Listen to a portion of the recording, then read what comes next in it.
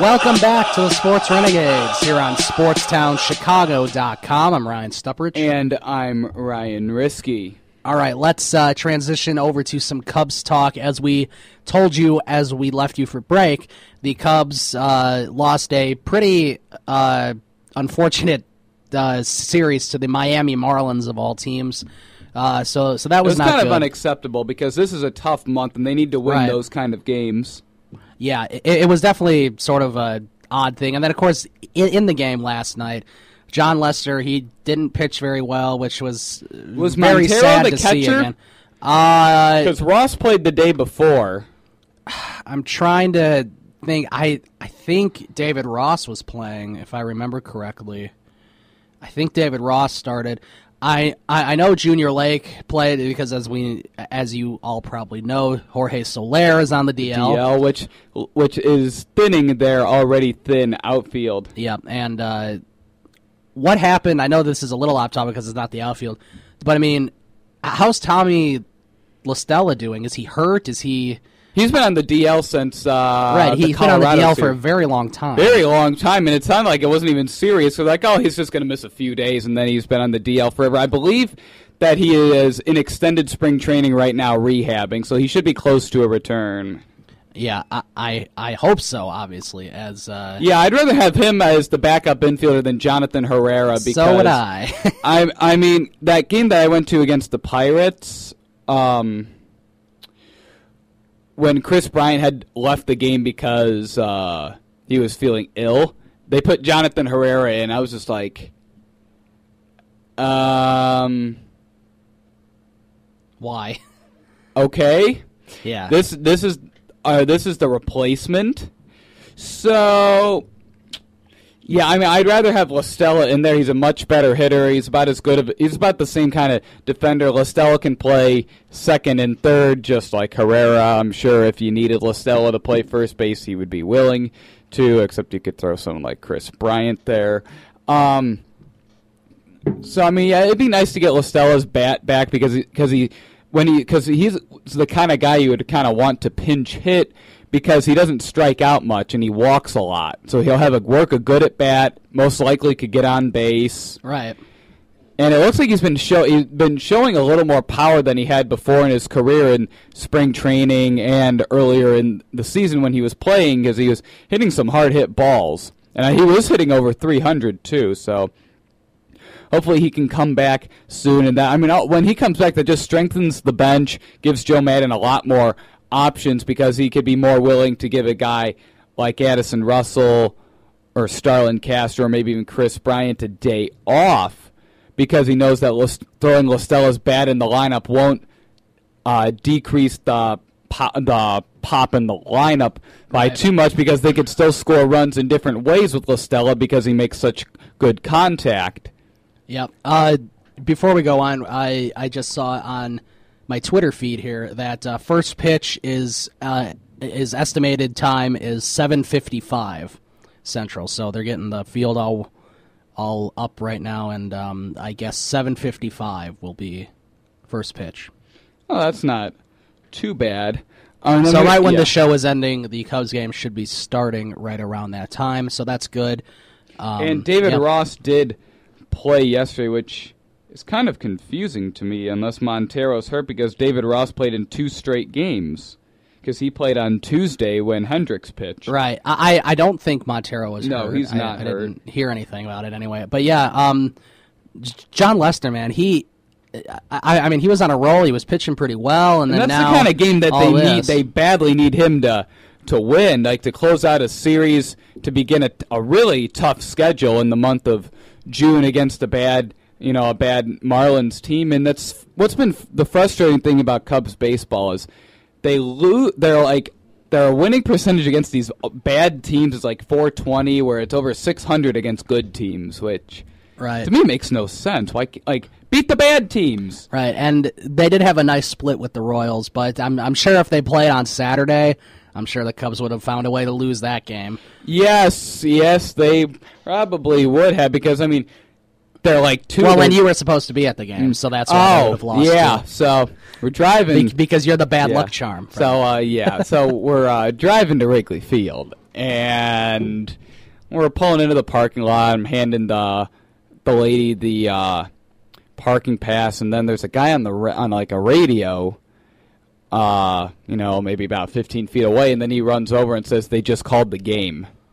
Wow. I didn't know how to react because I didn't want to seem like that guy that's going to start screaming. They're like, are you from out of town? I'm like, no. Which, I mean, I could understand if I was a Royals fan. I probably would have gotten out of the car and started screaming. I don't know if I would have done that. I would have wanted been to do that.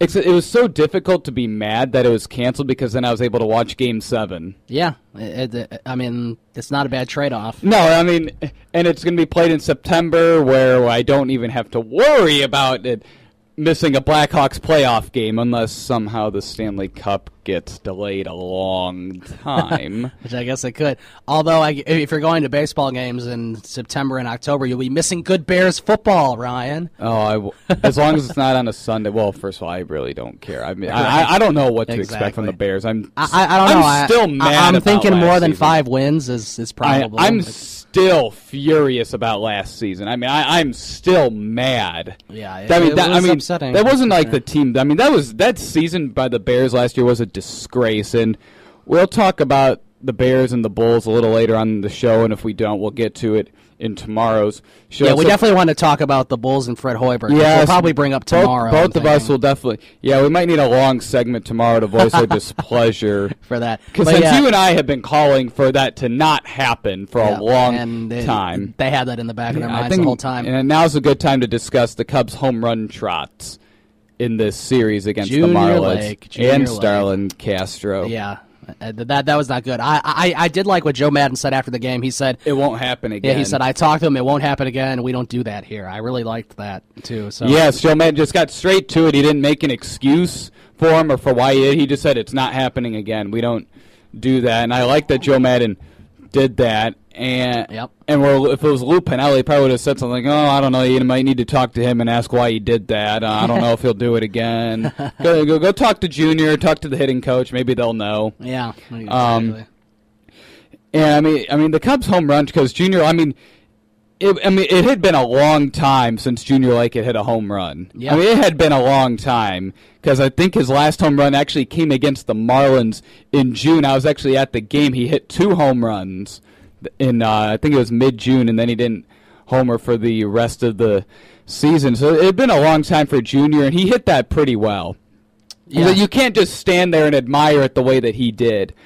And I don't think there would have been a brawl had there not been probably the Marlins being a little annoyed that on Monday, Starlin Castro took 30 seconds to round the bases. Right. Why are you taking 30 seconds to round the bases? I don't know. I don't understand. Like, did the Marlins do something to you? Like, are you like mad at them already, and you're going to take your old sweet time to go down around the bases? Where I don't think the benches would have cleared on the Lake home run if it wasn't for Castro taking half a minute. Well, it was what Junior Lake did when he rounded third. He went like this. He put up silence sign. So that's not good. Yeah, except I think they could have lived with it. Except both home runs the Cubs hit in that series had some inexcusable things and things that teams will not tolerate. Where you can maybe tolerate one, except when the second one happens, you're not letting it happen. Yeah, because I'm sure Joe Madden will tell Castro don't take a half minute to round the bases again. The good thing is Jake Arrieta tonight looks to get back on track against the Nationals. Against Gio Gonzalez. Gio Gonzalez has not been very good this year, so he hasn't been very good the last couple of years. Right. So I'm thinking, I'm thinking the Cubs. I mean, if the offense can show up, I know the Nationals have a great offense too, but if the Cubs offense can show up, they should be able to light up Gio Gonzalez. Yeah, and I'll have to take a look at the pitchers the Cubs face in this upcoming series because I can take a look. I'll look it up. It's very I was going to say last time the Nationals kind of got lucky because they didn't face Arrieta, where this series they will. Right, and I mean Arrieta, has had some games that have not been as good as you would like, but he hasn't, blown up exactly like Lester has in certain games. Right, yeah, they face Gio tonight. Tomorrow is Wada versus Roark. Yep, tomorrow Wada versus Roark, as you Saturday, said. It's Hamill versus to be determined, and then Sunday is Hendricks versus a to be announced. So I'm assuming Jordan Zimmerman will probably pitch one of those days. Jordan Zimmerman probably will, because I think he pitched yesterday or 2 days ago. Jordan Zimmerman and Max Scherzer both pitched on Tuesday because of the doubleheader. Okay, so I'm assuming you'll see one of them. Yeah. Sadly. Hopefully it's. I mean, it's weird to say this, but hopefully it's Zimmerman. And I think Zimmerman was the pitcher the Cubs beat in that series at Wrigley Field. I think he was, and he's been pretty good except for the first few starts of the season. Yeah, he got off to a really slow start, except that he's back on track. He's got a 2.88 ERA. Yeah, he's been playing pretty well of late. So yeah, that's sort of where the Cubs sit right now. I mean, they have to at the worst split this series because they've really not been doing a good job of winning games recently. And this is a really tough month. I think this is the toughest month of their schedule, the toughest month for them schedule wise. Yes, I think it is. They have they're at the Nationals and then they're at the Tigers after an off day for 2 games. Is the Tigers a 2 on the road, 2 at home? No. That's the Indians. That would be the Indians, yes. 2 on the road. 2 home, 2 on the road. So it's a 3-game series with Detroit? It's a 2-game series with Detroit at Detroit. And then I wonder if they have a 2-game series at Wrigley in a later month. Well, they will. The Tigers will play at Wrigley Field at some point. This year? Yeah. Okay. And then they have a home series against the Mets after that. So the Cubs are gone for a while. The Cubs have a home series against the Mets? Against the Cincinnati Reds. Okay, I know. I'm going to the Saturday night game against the Reds. I was going to say the Mets. Could you imagine, though, if the Cubs were to sweep the Mets when they play them again? It probably won't happen. No, it probably won't happen, but the Mets haven't been playing very well either. A lot of the teams that were hot at the same time as the Cubs aren't doing so well right now. I mean, even the Nationals really before a couple games ago that they weren't doing too well either. Right. I think their only series win in a while was the series win at Wrigley Field against the Cubs. And just to clarify, they do play Detroit in a 2-game series in August. In August, okay. And, there's a lot of tough competitors. After Cincinnati, you have the Indians home and away.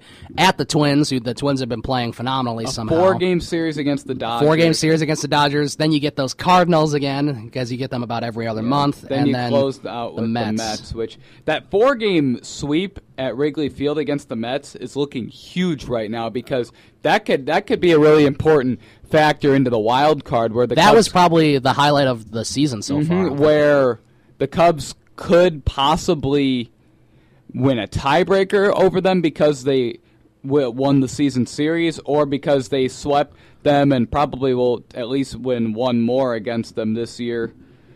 They could be like game ahead of them because of how many game times they beat them. The month of July is a lot easier for the Cubs. You have Mets, Marlins, Cardinals, which is always tough. But besides that, you have White Sox, Atlanta, Cincinnati, Philadelphia, Colorado, and Milwaukee. Milwaukee. I mean, you should be able to win. Majority of those games. So. I just have a bad feeling that's going to be a month they do very poorly, and because I hope not. I hope they figure it out. Don't beat these bad teams. And one thing I kind of noticed, they've been kind of getting like unlucky with who they're facing pitching wise. Like I'm sure in that 3-game series against the Phillies, they'll face Hamels and Harang and some other guy that'll probably have as one good game of the year. Right. The thing is, it's still sort of no excuse, which is tough. No. I mean, the Cubs.